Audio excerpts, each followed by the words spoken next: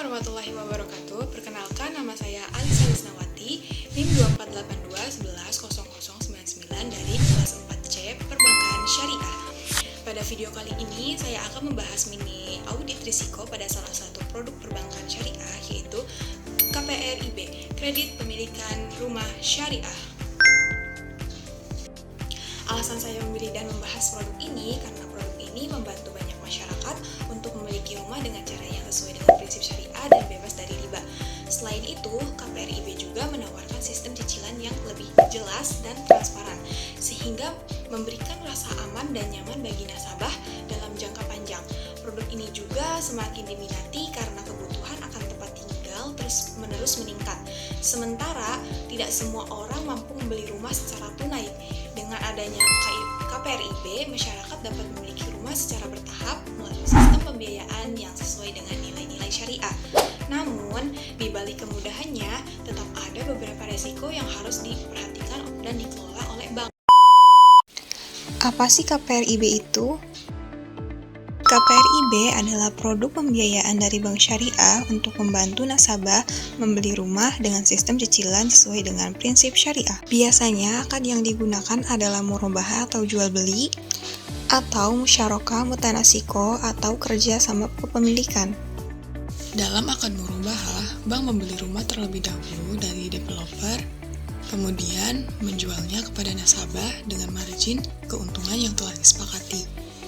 Hasilnya, nasabah membayar cicilan tetap setiap bulan hingga masa pembiayaan selesai tanpa perlu khawatir bunga naik atau turun. Alurnya sederhana. Pertama, nasabah mengajukan pembiayaan. Yang kedua, bank melakukan analisis kelayakan. Yang ketiga, bank membeli rumah dari developer. Setelah akad jual beli dilakukan, nasabah mulai mencicil pembayaran. Begitu lunas, rumah sepenuhnya milik nasabah. Ada 4 risiko utama dalam KPRIB, yaitu yang pertama yaitu ada risiko kredit. Risiko ini terjadi jika nasabah tidak mampu membayar cicilan rumah. Penyebabnya bisa karena kehilangan pekerjaan, penurunan pendapatan, atau kondisi ekonomi. Jika banyak nasabah gagal bayar, maka akan meningkatkan pembiayaan bermasalah atau NPF pada bank.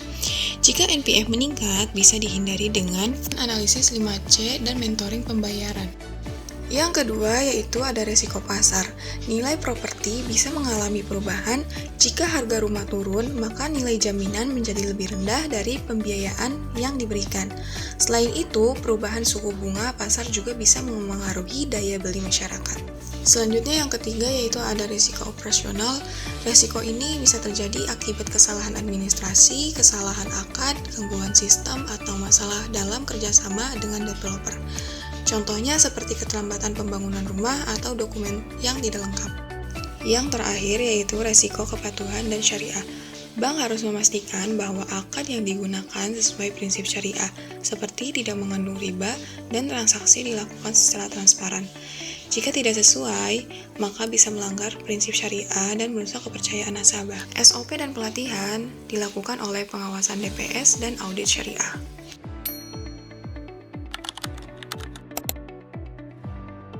Untuk mengatasi risiko kredit, bank perlu melakukan analisis kelayakan nasabah dengan metode 5C, yaitu karakter, capacity, capital, collateral, dan condition. Bank juga dapat meminta uang muka DP agar risiko lebih kecil. Untuk mengurangi risiko pasar, bank dapat menetapkan pembiayaan berdasarkan nilai properti yang wajar dan melakukan penilaian aset secara berkala. Untuk risiko operasional, bank perlu meningkatkan sistem administrasi, memperkuat kerjasama dengan developer terpercaya, serta memastikan semua dokumen lengkap.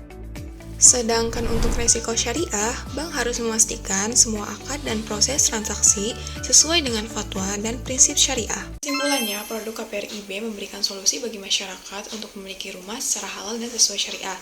Namun, produk ini juga memiliki risiko seperti risiko kredit, pasar, operasional, dan syariah.